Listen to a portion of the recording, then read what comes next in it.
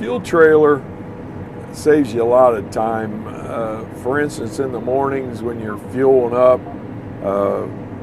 when you go to the field, you got everything you need, and it's a very valuable piece of equipment because you carry all your oils and your grease with you. If you got a storm coming in like today, there's talking any time now, you pull one piece of equipment up beside your combine, you got everything right there.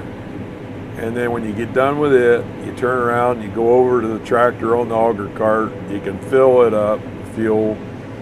If the air filter needs blowed out, you don't have to run back home.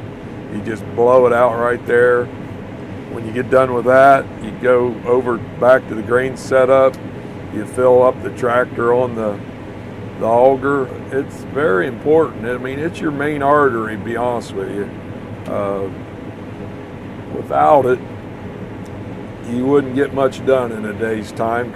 Understand how much time and money you can save by taking everything that this trailer offers, as far as the fuel, the welder, the air compressor, with you to the field. That is very valuable to have that stuff with you. It will save you time and money. Just think of how many times you travel back and forth to the farm shop to get a tool, to go get this or that. You want that stuff in the field with you versus having to go back and forth. Very happy.